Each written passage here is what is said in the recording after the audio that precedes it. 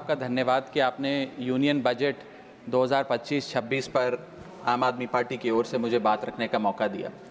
Sir, इस budget को सरकार ने मिडिल क्लास का बजट कहकर बताया और कहा कि ये मिडिल क्लास की सारी समस्याओं का हल है इस बजट में। तो सबसे पहले सर मैं मिडिल क्लास की चर्चा करना चाहूँगा, उसके बाद अपने भाषण के अन्य भागों पे जाता जाऊँगा। सर, पहली बात तो यह है कि सरकारें मिडिल क्लास को एक आत्मा रहित कंकाल समझती हैं जिसकी हड्डियों पे चढ़ के $5 ट्रिलियन इकोनॉमी बनाना चाहती हैं। सर, इस देश का मिडिल क्लास कमर तोड़ मेहनत करता है, लेकिन इस मेहनत के बावजूद मिडिल क्लास गरीब हो रहा है, अमीर नहीं हो रहा। गरीबों के लिए तो अक्सर सब्सिडीज़ और स्कीम्स लाई जाती हैं जो कि लानी भी चाहिए। अमीरों के लिए production linked incentives, rebate, tax incentives, न जाने क्या क्या लाया जाता है, लेकिन इस देश के मिडिल क्लास को कुछ हासिल नहीं होता। ऐसा लगता है कि सरकारें समझती हैं कि देश के मिडिल क्लास के ना सपने हैं ना अरमान है, लेकिन वो सोने का अंडा देने वाली वो मुर्गी है जिसकी गर्दन जब चाहे मरोड़ के टैक्स वसूल लिया जाए। इसी के चलते सर मैं कहना चाहता हूं कि इस देश में मांग यानी कि डिमांड इसलिए गिर रही है क्योंकि इस देश का मिडिल क्लास सिकुड़ रहा है। तमाम आंकड़े एफएमसीजी सेक्टर से लेके गाड़ी बेचने वाले कंपनियों के सेल्स के आप उठाकर देखेंगे तो वो आपको यही बताएंगे कि इस देश का मिडिल क्लास खर्च नहीं कर रहा, और खर्च इसलिए नहीं कर रहा क्योंकि उसकी जेब में आमदनी ही नहीं है। मिडिल क्लास खाली सेंसस के लिए नहीं है सर, उसके भी अपने अरमान हैं, उसके अपने सपने हैं। 1989 में यूनाइटेड स्टेट्स ऑफ अमेरिका में एक पिक्चर बनी थी जिसका नाम था Honey I shrunk the kids. मुझे लगता है भारत देश में वर्ष 2025 में पिक्चर बननी चाहिए, honey I shrunk India's middle class. Sir, मैं आपको साफ तौर पे बताना चाहता हूं कि मिडिल क्लास टैक्स उससे वसूला जाता है जैसे उससे किसी अधिकार से हम टैक्स ले रहे हैं और सुविधा उसको एहसान मुताबिक दी जाती है। सर, नेस्ले इंडिया के अभी आंकड़े आए जो इस देश की सबसे बड़ी एफएमसीजी कंपनियों में आता है। उस आंकड़ों में यह पता लगा कि 8 वित्तीय वर्षों में इस वर्ष सबसे कम ग्रोथ उन्होंने दर्ज कराई है। और जब नेस्ले इंडिया के चेयरमैन से यह बात पूछी गई कि क्यों आप अपनी लोएस्ट ग्रोथ पर आ गए, तो नेस्ले इंडिया के चेयरमैन ने कहा कि भारत का मिडिल क्लास खरीद नहीं रहा, भारत का मिडिल क्लास सिकुड़ रहा है। मैं महंगी गाड़ी और महंगे मकानों की बात नहीं कर रहा सर, लेकिन सस्ती गाड़ी और सस्ते मकान जो मिडिल क्लास खरीदता है उनकी डिमांड घटती जा रही है, उसकी प्रोडक्शन घटती जा रही है, जिसका सीधा इंपैक्ट हमारी इकोनॉमी पर है। काफी चर्चा हुई सर सरकार द्वारा कि हम मिडिल क्लास के लिए 12 लाख की टैक्स रियायत लेकर आए।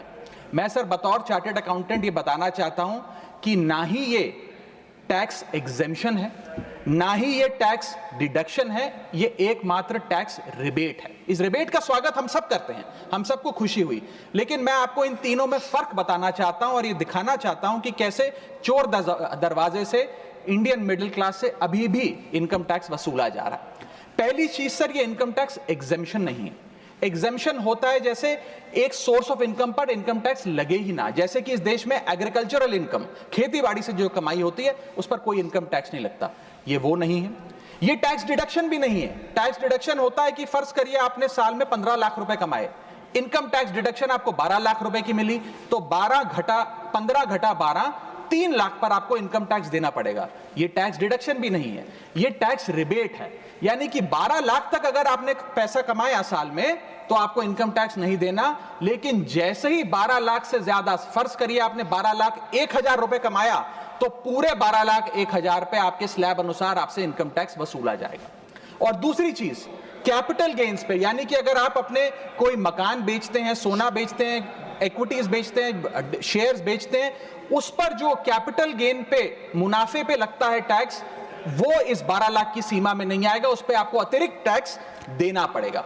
सर, लेकिन इस 12 लाख की रियायत से कितने लोगों को भारत देश में फायदा हुआ, यह भी समझने की आवश्यकता है। हम 140 करोड़ की आबादी वाले देश में रहते हैं, जिसमें मात्र 8 करोड़ लोग इनकम टैक्स की रिटर्न भरते हैं, और इन 8 करोड़ लोगों में से मात्र 3 करोड़ लोग इनकम टैक्स भी भरते हैं। यानी कि 8 करोड़ लोग इनकम टैक्स की रिटर्न भरते हैं, 5 करोड़ लोग जीरो इनकम दिखा के अपनी इनकम टैक्स की रिटर्न भरते हैं, जीरो टैक्सेबल इनकम, और उनसे कोई इनकम टैक्स नहीं वसूलती। लेकिन जो बाकी 3 करोड़ बचे मात्र वो ही इनकम टैक्स भरते हैं। तो किन लोगों का फायदा हो रहा है ये भी समझने की आवश्यकता है। और इसका मुकाबला आप करिए सर, सीएमआई का डेटा बताता है कि इस देश में कंजम्पशन के आधार पे 43 करोड़ इंडियन, 43 करोड़ भारतीय भारत की मिडिल क्लास में आते हैं। 43 करोड़ में से मात्र 2 से 3 करोड़ लोगों को ही इसका फायदा होने जा रहा है। उसका हम स्वागत करते हैं, लेकिन बाकियों के लिए क्या?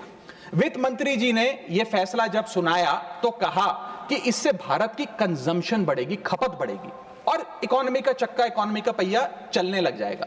मैं आपको बताना चाहता हूं और इस सदन में भविष्यवाणी करता हूं सर कि इस टैक्स रियायत से इस देश की कंजम्पशन नहीं बढ़ने वाली।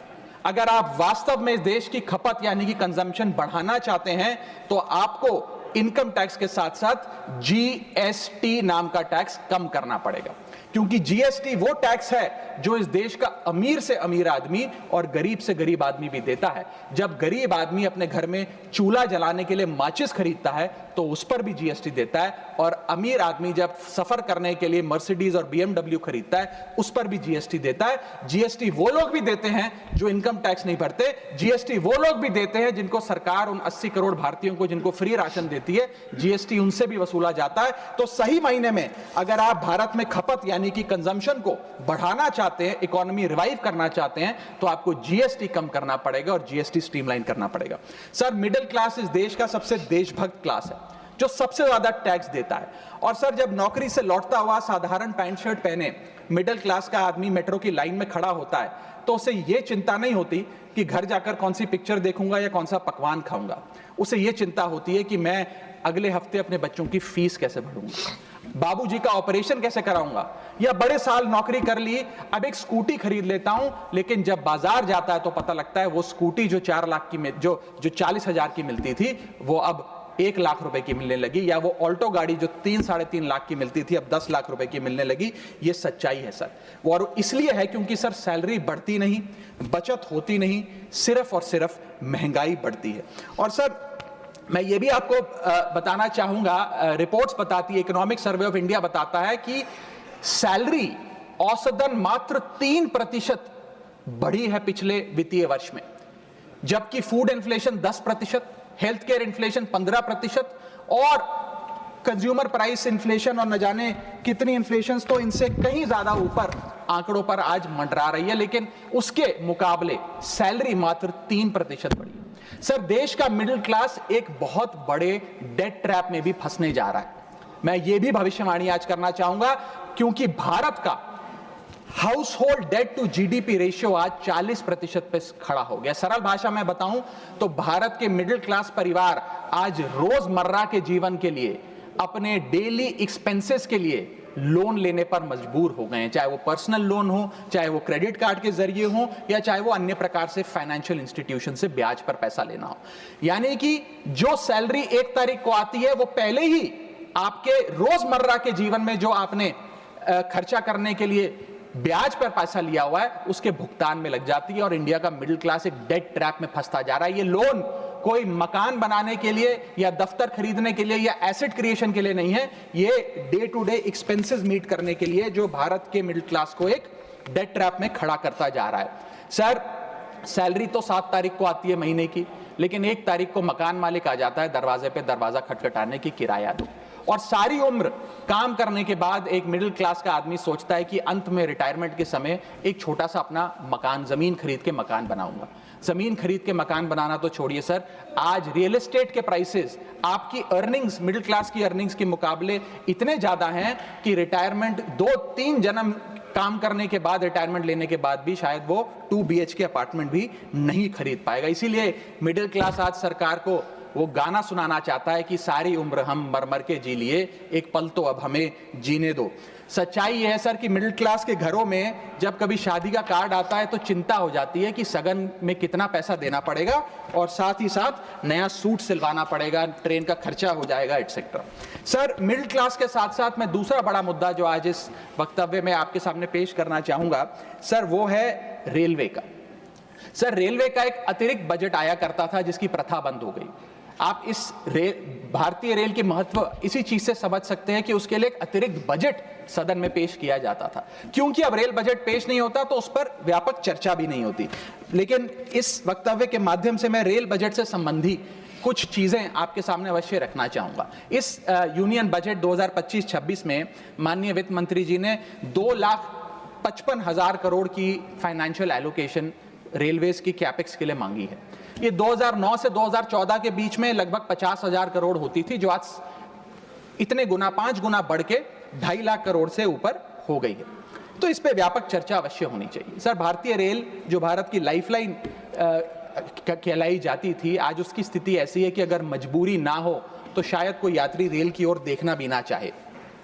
रेल जनता का रेल जरूर बना रही है और इसका कारण यह है कि भारतीय रेल को अपनी पीआर, सोशल मीडिया कैंपेन्स और रील्स ज्यादा पसंद है, ना कि रेल की सुविधाओं को कैसे बेहतर करना है वो पसंद है। सर, भारतीय रेल एक समय इस देश के 140 करोड़ आबादी का गौरव और उम्मीद हुआ करती थी, गरीबों का सहारा हुआ करती थी। लेकिन आज मैं बताना चाहता हूं कि भारतीय रेल की वो स्थिति है जो शायद ही पूरे सब कॉन्टिनेंट के तमाम रेलवे से अगर आप कंपेयर करें तो बद से बदतर होती जा रही है। सर, जितनी आबादी ऑस्ट्रेलिया की है, स्विट्जरलैंड की है, डेनमार्क की है, स्वीडन की और अन्य देशों की है, उससे ज्यादा लोग भारतीय रेल में रोज सफर करते हैं। सर, इतना महत्व है भारत की रेलवे का। लेकिन कई बड़ी चिंताएं आज भारत के एक आम रेल यात्री को सता रही हैं, जो मैं चाहूंगा इस बजटरी एलोकेशन के माध्यम से वित्त मंत्री जी और रेल मंत्री जी इसे एड्रेस करें। पहला है सर, घटती रफ्तार और बढ़ता किराया। सर, जहां दुनिया की ट्रैवल की रफ्तार बढ़ रही है, वहीं भारतीय रेल जो हमारी लाइफलाइन है उसकी रफ्तार घट रही है। पहले तो सर शताब्दी और राजधानी की स्पीड कम कर दी गई ताकि वंदे भारत की स्पीड बढ़ा दी जाए और उसको फास्टेस्ट ट्रेन घोषित किया जाए। लेकिन अब जून 2024 की रिपोर्ट बताती है कि वंदे भारत की भी स्पीड को कम कर दिया गया है। बताया जा रहा है कि हमारे रेल ट्रैक्स उतने पर्याप्त नहीं है कि इतनी तेज रफ्तार पे वंदे भारत भाग सके। सर, आज हम विश्व गुरु बनने तो अवश्य चले हैं, लेकिन यह बात जाननी भी जरूरी है कि चीन और जापान की सबसे स्लोएस्ट रफ्तार पे चलने वाली ट्रेन भारत की सबसे फास्टेस्ट रफ्तार पे चलने वाली ट्रेन से कहीं ज्यादा तेज दौड़ती है सर। और अगर रेल धीमी होगी तो देश की इकोनॉमी, देश की अर्थव्यवस्था का चक्का धीमा चलेगा।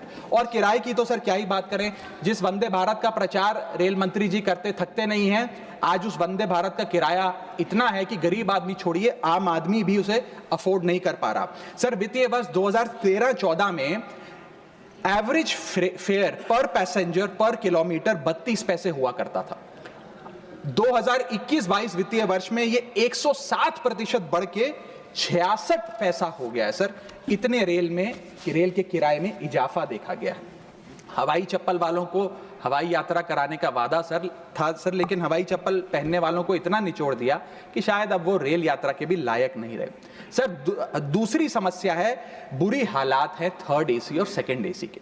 थर्ड एसी, सेकंड एसी को सर एक समय पर जनरल बोगी, एक समय पर लग्जरी माना जाता था, लेकिन आज वो जनरल बोगी से भी बुरी स्थिति में है। अगर टिकट मिल भी जाए sir third AC, second AC की, तो सीट मिलने की कोई गारंटी नहीं है, क्योंकि जैसे ही आप बैठेंगे थोड़ी देर में कोई शख्स आकर कहेगा, भाई साहब थोड़ा एडजस्ट करिए, थोड़ा सी रखिए, हमें भी बैठने दीजिए। ये वास्तविकता है। और आज सोशल मीडिया और तमाम तरीके के पोर्टल्स पर आप देखेंगे तो क्या आरामदायक सरकार, क्या आरामदायक यात्रा, आरामदायक सफर भारत सरकार आम रेल यात्री को दे रही है, वो देखकर आप समझ जाएंगे। जैसे कहते हैं ना सर, हिंदी का सफर अंग्रेजी का सफर बन गया है भारतीय रेल के एक यात्री के लिए।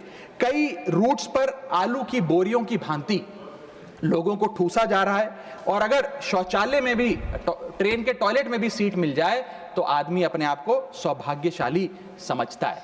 सर, जहां भेड़ बकरियों की तरह भोले भाले लोगों को ट्रेन में ठूसा जा रहा है, पूरी टिकट लेकर सुविधा के नाम पे सिर्फ धक्का दिया जा रहा है, और सर हमारे देश के भोले भाले आम आदमी इसको अपनी किस्मत समझकर स्वीकार कर लेते हैं। सर, मैं तीसरी बड़ी रेल समस्या जो कि है मिसमैनेजमेंट, अव्यवस्था, उस पर आपका ध्यान आकर्षित करना चाहूंगा।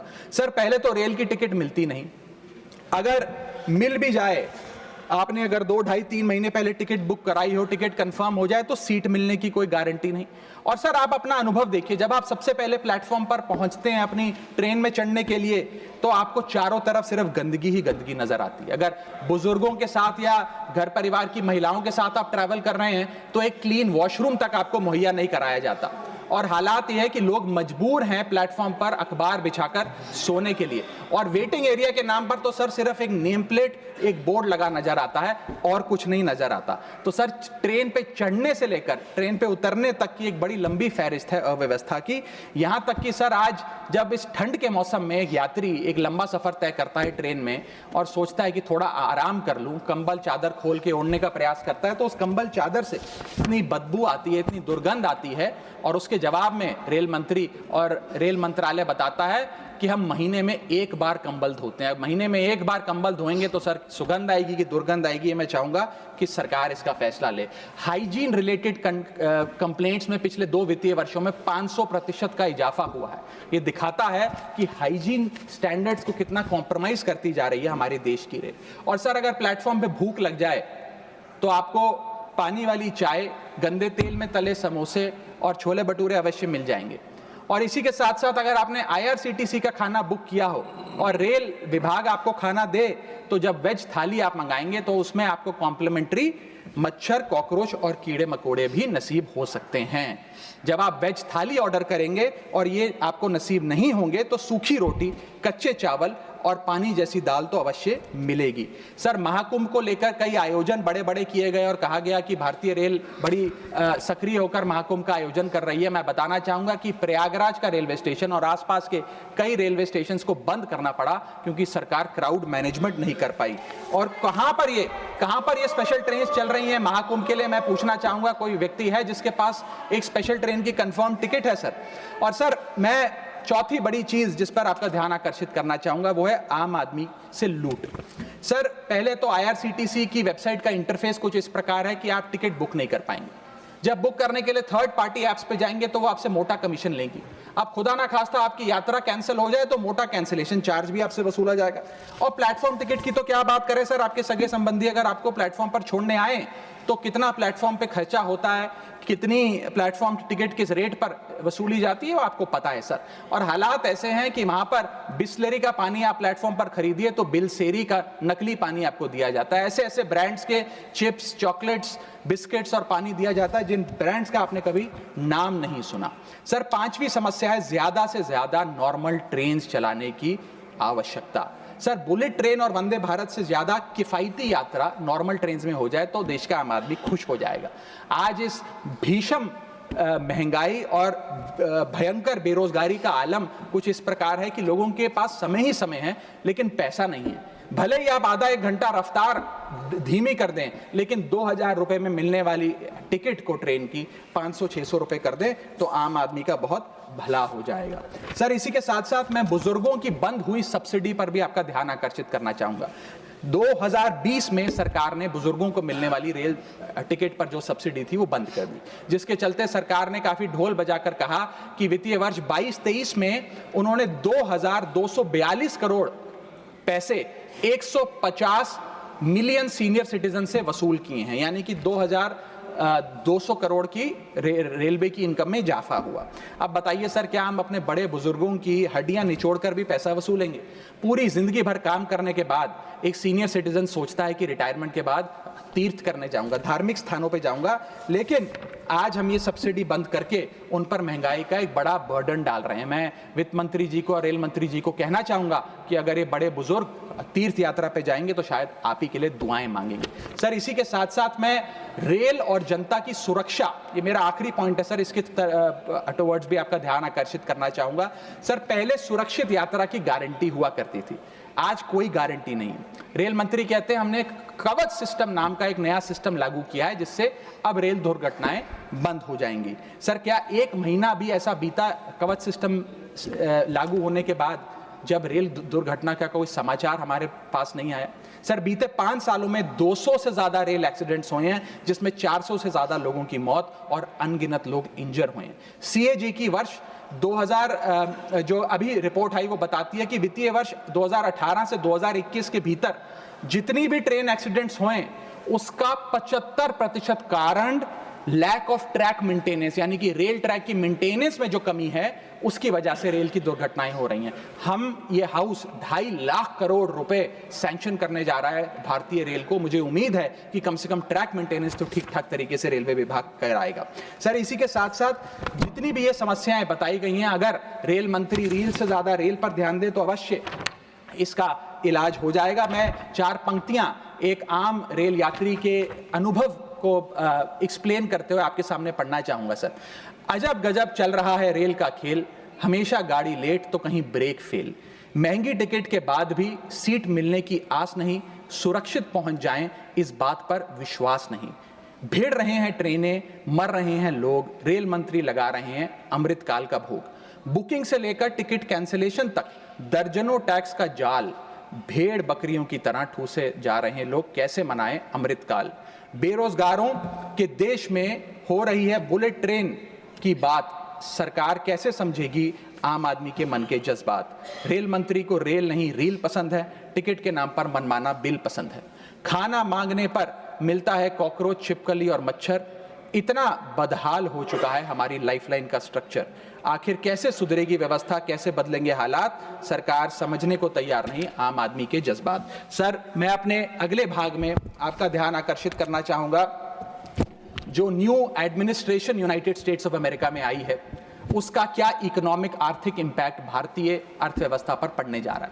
सर, पहले तो 4 फरवरी 2025 को अमेरिका की सेना का एक माल ढोने वाला बड़ा विमान 104 भारतीयों को डिपोर्ट करने के लिए भारत आया।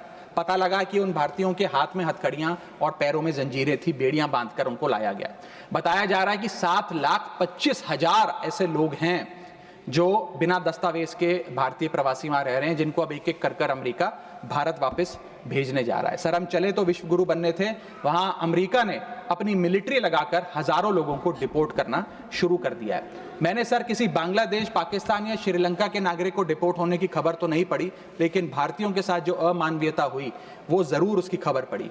सर, मैं ये स्पष्ट करना चाहता हूं कि इलीगल माइग्रेशन को तो शायद इलीगल इमिग्रेशन को इस सदन में बैठा कोई भी व्यक्ति सपोर्ट नहीं करेगा, लेकिन सर जो उस नाउमीदी के शिकार रोजगार की तलाश में युवा गए, उनके साथ जो इनह्यूमन ट्रीटमेंट हुआ उसको लेकर तो हमें आवाज बुलंद करनी चाहिए। सर, 40 घंटे तक उनके हाथों और पैरों में बेड़ियां बांध के रखा गया, वॉशरूम तक नहीं जाने दिया गया। सर, इसको लेकर मुझे लगता है शायद इस देश के हर नागरिक का खून खौलता होगा।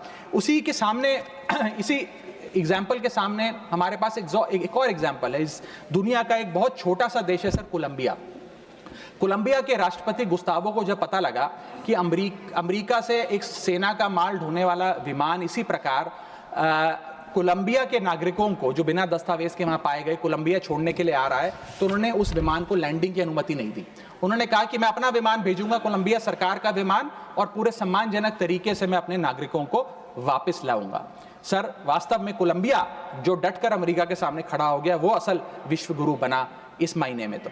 और मैं मिनिस्टर ऑफ एक्सटर्नल अफेयर्स से भी पूछना चाहूंगा सर कि वो खुद क्यों नहीं गए इन नागरिकों को, हमारे भाइयों बहनों को रिसीव करने, क्यों हमने जहाज नहीं भेजा अपना भारतीय वायुसेना का जहाज उनको वापस लाने के लिए। और जब हमारे पास पहले से ही सूची थी कि इन 104 भारतीयों को डिपोर्ट किया जा रहा है, तो हमने इसके खिलाफ प्रोटेस्ट क्यों नहीं किया? क्या अमेरिकी दूतावास से किसी को बुलाया, किसी से चर्चा करी, अपना विरोध दर्ज कराया? और अंत में सर, गुजरात, उत्तर प्रदेश, महाराष्ट्र, पंजाब और हरियाणा, इन तमाम राज्यों के ये लोग थे जो आए, लेकिन प्लेन को न जाने किस कारणवश अमृतसर में उतारा गया। मैं चाहूंगा इस विषय पर भी, इस स्ट्रैटेजिक डिसीजन पर भी माननीय विदेश मंत्री जी ध्यान आकर्षित करें सदन का।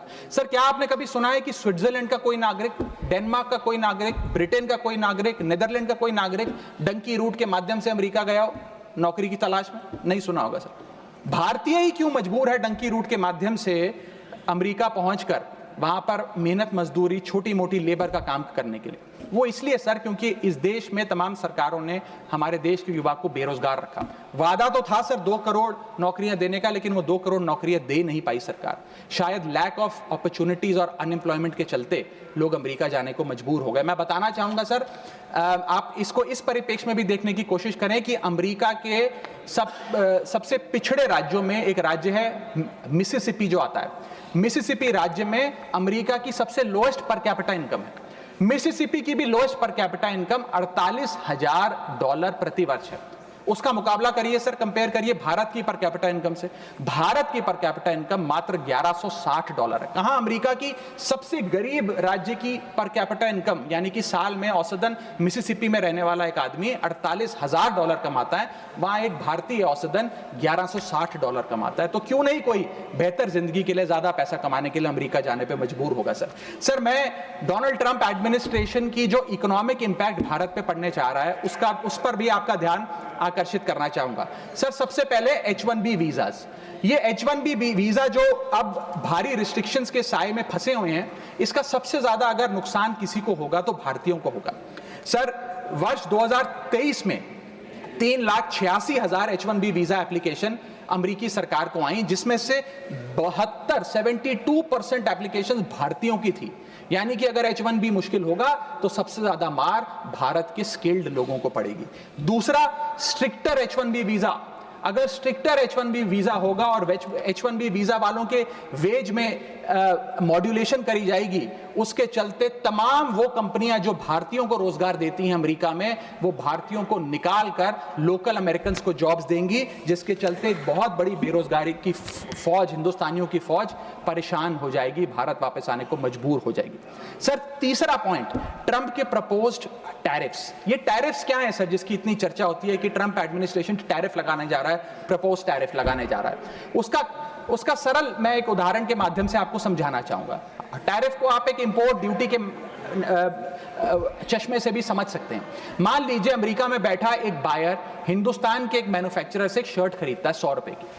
आज वो शर्ट उसे 100 रुपए की पड़ती है, लेकिन अगर ये अमेरिका की नई हुकूमत ट्रंप एडमिनिस्ट्रेशन 20% का टैरिफ शर्ट्स पर लगा दे, अपैरल्स पर लगा दे, तो वो 100 रुपए की शर्ट अमेरिका के बायर को 100 रुपए की नहीं 120 रुपए की पड़ेगी। तो वो अमेरिका का बायर हिंदुस्तान से 120 रुपए की शर्ट खरीदने की बजाय 108 रुपए की, 105 रुपए की, 104 रुपए की वियतनाम, फिलीपींस और बांग्लादेश जैसे देशों से खरीदेगा। यह है टैरिफ का खेल, जिसके चलते एक्सपोर्ट्स घटेंगे, मांग घटेगी, कारखाने बंद होंगे, रोजगार जाएगा। सर पहला, आईटी एक्सपोर्ट्स। भारत $245 बिलियन का सालाना आईटी एक्सपोर्ट करता है। इसका 80% export United states of America को होता है। सबसे बड़ा प्रहार आईटी एक्सपोर्ट्स पे होगा। दूसरा, 15 से 25% यूएस टैरिफ्स इंडियन एपरल्स यानी कि टेक्सटाइल्स पर लगने जा रहे हैं, जिसका मैंने उदाहरण अभी आपको दिया।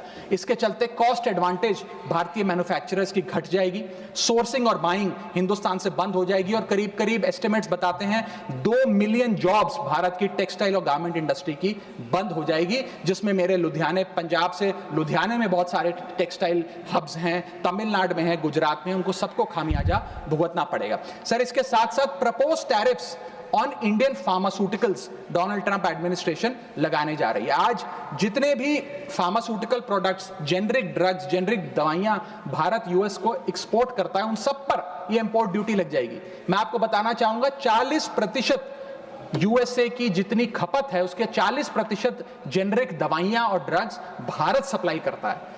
तो इतना बड़ा प्रहार भारत की इंडियन फार्मा इंडस्ट्री पे होने जा रहा है, जिसके चलते रेवेन्यू लॉसेस और जॉब लॉसेस होने जा रहे हैं। तीसरा point, proposed 25% US tariff on Indian auto companies.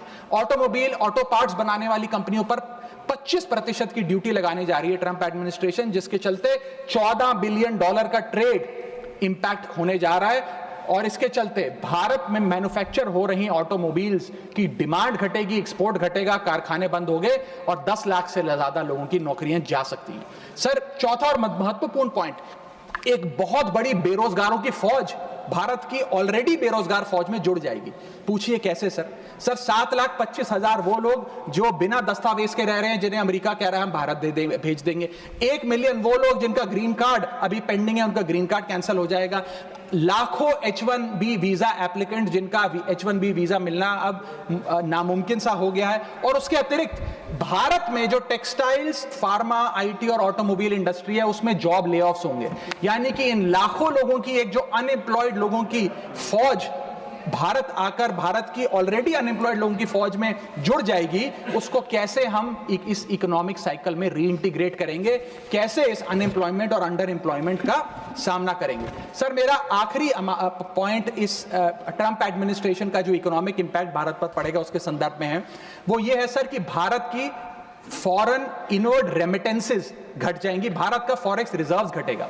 Sir वर्ष 2024 में डॉक्यूमेंटेड एंड अनडॉक्यूमेंटेड भारतीय, प्रवासी भारतीय जो यूएस में रहते हैं, उन्होंने कुल मिलाकर $111 बिलियन भारत भेजे। यानी कि वहां पर जो आदमी रहता है वो कमाई करता है, वो पैसा हिंदुस्तान भेजता है ताकि हिंदुस्तान में जो उसका परिवार, बूढ़े माँ बाप, बीवी बच्चे, भाई बहन हैं, वो सम्मानजनक जीवन जी सकें। जब उनकी नौकरियां ही नहीं रहेंगी, जब वो पैसा ही नहीं कमाएंगे, तो वो क्या पैसा भेजेंगे? जब वो पैसा नहीं भेजेंगे तो भारत के फॉरेक्स रिजर्व्स घटेंगे, और फॉरेक्स रिजर्व्स घटने की वजह से रुपया और कमजोर होगा और डॉलर और मजबूत होगा। सर भारत की कॉर्पोरेट टैक्स कलेक्शंस में 3 से 4 हजार करोड़ का नुकसान होने जा रहा है इस ट्रंप एडमिनिस्ट्रेशन के प्रपोज टैरिफ्स की वजह से। और इन्फोसिस, TCS जैसी बड़ी बड़ी कंपनियां अब 80 से 90% अमेरिकी लोगों को नौकरियां देंगी। भारतीय जो H1B वीजा पे वहां काम कर रहे हैं उनको निकालने का काम शुरू होने जा रहा है। सर जो अमेरिका कहता है वो भारत हमेशा से करता है, एक वफादार दोस्त की तरह।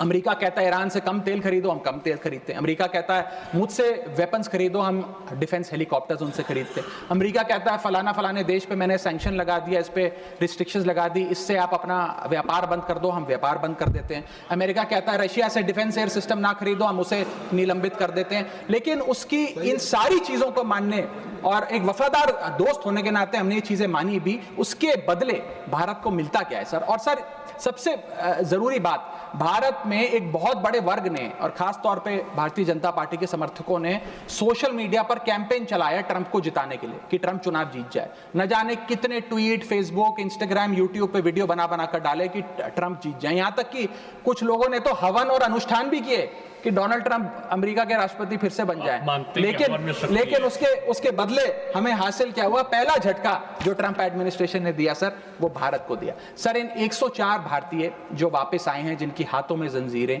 और पैरों में बेड़ियां थी, उनके लिए भी सर 4 पंक्तियां लाया हूं, गौर फरमाइएगा।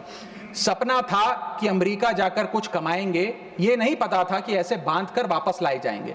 हाथों में हथकड़ी, पैरों में बंधी रही बेड़ियां, दर्द से टूटती और चटकती रही एड़ियां, कस के बांधा जंजीरों से जैसे कोई सामान, टपकते आंसू सुनाते हैं क्रूरता की दास्तां। सपने में भी नहीं सोचा था कि ऐसा मंजर, मगर अपनों ने ही खोप दिया पीठ में खंजर। क्या बीती होगी उन पर ये वो ही जानेंगे, उनके जख्मों को विदेश मंत्री नहीं पहचानेंगे। हर चेहरे पर लिखी है क्रूरता की कहानी, हर चेहरे पर लिखी है क्रूरता की कहानी, गुनाह सिर्फ इतना कि वो है हिंदुस्तानी। सर अंत में मैं बस समाप्त कर रहा हूं सर, मैं आपका ध्यान आकर्षित करना चाहूंगा डीवैल्यूएशन ऑफ द इंडियन रुपी पर, कि गिरता हुआ रुपया। सर रुपये आज ऑल टाइम लो पर है। जब मई 2014 में ये सरकार बनी थी तब $1 58 के आसपास मंडराता था। आज $1 87 रुपीज के आसपास मंडरा रहा है, which is an all time low. Sir रुपया कोई कागज की एक टुकड़ा, कोई पीस ऑफ पेपर नहीं है, रुपया कोई करेंसी भी नहीं है, रुपया हमारी देश की प्रतिष्ठा है। करेंसी गिरती है तो देश की प्रतिष्ठा गिरती है। तमाम देश एक दूसरे देश को कितना सम्मान देना है ये इस बात से भी तय करते हैं कि उसकी करेंसी की कितनी वैल्यू है। और अगर हमारी इंटरनेशनल पहचान कमजोर होती है तो हमारी अर्थव्यवस्था भी कमजोर होगी। सर इसके साथ साथ जैसे जैसे रुपया गिरता है हमारे देश में इन्फ्लेशन वैसे वैसे बढ़ती है, इसलिए क्योंकि हम बहुत सारी वस्तुएं इंपोर्ट करते हैं, तो इंपोर्टेड इन्फ्लेशन भी हमारे देश के टोटल इन्फ्लेशन का एक बहुत बड़ा हिस्सा है। मैं आपको उदाहरण के तौर पे बताना चाहूंगा सर कि मान लीजिए एक शर्ट हम अमेरिका से खरीदते थे 74 रुपए की पिछले साल, क्योंकि $1 74 रुपए का था। आज वही शर्ट खरीदने के लिए हमें 86-87 रुपए देने पड़ेंगे, यानी कि भारत के लिए वो कॉस्ट पड़ेगी, भारत के बायर के लिए कॉस्ट पड़ेगी, और इन टर्न वो ज्यादा कॉस्ट आम आदमी को पास ऑन करी जाएगी। सर 5 प्रकार की इन्फ्लेशन बढ़ रही है, क्योंकि डॉलर बढ़ रहा है और रुपया गिरता जा रहा है, रुपये न्यूनतम स्तर पे आके खड़ा हुआ है। पहला है food inflation. Sir Bharat edible oils और पल्सेस बड़ी मात्रा में इंपोर्ट करता है। भारत की खपत का 56% एडिबल ऑयल हम इंपोर्ट करते हैं, और भारत की पल्सेस की कंजम्पशन का 15% क्वांटिटी हम इंपोर्ट करते हैं। जब इतनी बड़ी क्वांटिटी में हम ये चीजें इंपोर्ट करते हैं, तो अगर रुपया गिरेगा, डॉलर कमजोर होगा, तो हमारा फूड इन्फ्लेशन बढ़ेगा। दूसरा इन्फ्लेशन जो बढ़ेगा वो है एनर्जी इन्फ्लेशन। सर हम अपने क्रूड ऑयल यानी कि पेट्रोल, डीजल और जेट फ्यूल्स जिसे मैं कहूं, उनको इंपोर्ट करते हैं। 85% भारत की जितनी खपत है उसका हम क्रूड ऑयल इंपोर्ट करते हैं अन्य देशों से। उसके अतिरिक्त कोल और नेचुरल गैस भी इंपोर्ट करते हैं। जब रुपया गिरेगा तो ये एनर्जी बास्केट की जो वस्तुएं हैं इनका दाम भी बढ़ेगा और ये और महंगी होती जाएंगी, और जब पेट्रोल डीजल के दाम बढ़ेंगे तो हर चीज पर इंपैक्ट आएगा, चाहे वो रोटी, कपड़ा, मकान, सब्जियां, फल और दूध ही क्यों ना हो। और इसी के चलते जब क्रूड ऑयल अंतर्राष्ट्रीय बाजार में घटता भी है, हम उसका लाभ अपने नागरिकों को नहीं दे पाते, क्योंकि भारत सरकार की तो जेब ढीली ही होती रहती है, क्योंकि रुपया गिर रहा है, ज्यादा रुपया हमें देना पड़ता है डॉलर खरीदने के लिए। सर तीसरा इन्फ्लेशन जो डीवैल्यूएशन ऑफ इंडियन रुपी के चलते होगा वो है health care inflation. Bulk drugs, medical equipments और हेल्थ केयर कंज्यूमेबल्स बड़ी तादाद में अन्य देशों से भारत खरीदता है, जिसके सारे कॉन्ट्रैक्ट्स डॉलर में सेटल किए जाते हैं। इसके चलते रुपए गिरने की वजह से हेल्थ केयर के आइटम्स भी महंगे होते जाएंगे। चौथा इन्फ्लेशन है सर एजुकेशन इन्फ्लेशन। लाखों लोग, भारत के लाखों बच्चे विदेश में पढ़ाई करते हैं। माँ बाप कमाते तो रुपए में हैं, लेकिन ट्यूशन फी, अकोमोडेशन फी, लिविंग एक्सपेंसेस, ये तमाम चीजें डॉलर में खर्च करने पे मजबूर होते हैं। इसीलिए सबसे ज्यादा अगर किसी को हिट करेगा ये डीवैल्यूएशन ऑफ द इंडियन रुपी, तो उन लोगों को करेगा जो विदेश में पढ़ रहे हैं। सर आज से 4 साल पहले एक संपन्न परिवार अगर अपने बच्चे को यूनाइटेड स्टेट्स ऑफ अमेरिका में 4 साल का अंडर ग्रेजुएशन कोर्स कराने के लिए भेजता था, तो करीब करीब 1 करोड़ रुपए का खर्चा आता था। आज क्योंकि डॉलर इतना मजबूत और रुपया इतना कमजोर हो गया है, ये अमाउंट बढ़ के 2 से 2.5 करोड़ रुपए हो गया। सर इसी के साथ साथ मैं बताना चाहूंगा कि 5वीं बड़ी इन्फ्लेशन जो इस देश में होने जा रही है गिरते हुए रुपए के चलते, वो है electronics inflation. Sir major electronic components Bharat import करता है। सर समाप्त कर रहा हूं, भारत इंपोर्ट करता है। इन सारे इलेक्ट्रॉनिक आइटम्स की सेटलमेंट यूएसडी में होती है। जब रुपया गिरता है, ये सारे पदार्थ भारत में महंगे मिलेंगे, यानी कि महंगा लैपटॉप, महंगा फोन, महंगा टैबलेट, महंगा आईपैड। और इलेक्ट्रॉनिक मैन्युफैक्चरिंग यूनिट जो इलेक्ट्रॉनिक कंपोनेंट्स इंपोर्ट करते हैं इनपुट के लिए, वो भी महंगा होता जाएगा। सर अंत में मैं बस एसबीआई की एक रिपोर्ट कोट करना चाहूंगा जो बताती है कि अगर रुपया 5% गिरता है तो भारत में इन्फ्लेशन 0.5% बढ़ती है। Direct correlation between decline of the Indian rupee and increase in the inflation. अंत में बस इतना कहूंगा सर, कई बार राजनीतिक बयान आते हैं जब रुपया गिरता है। एक मंत्री हैं, एक मंत्री, बस समाप्त सर 30 सेकंड्स, एक मंत्री रहे वाजपेयी सरकार में भी, इस सरकार में भी रहे, अब तो नहीं है खैर, लोकसभा में एमपी हैं। उन्होंने एक बयान दिया था जब रुपया गिरा था। उन्होंने कहा था the worth of the Indian rupee against the dollar was equivalent to Rahul Gandhi's age when UPA came to power. Today it is equal to Sonia Gandhi's age and very soon it will touch Manmohan Singh's age. Sir आज लोग वो कहाँ हैं? आज क्यों नहीं बयान देते? आज रुपए पे क्यों नहीं चिंता करते? अब कोई ध्यान क्यों नहीं देता?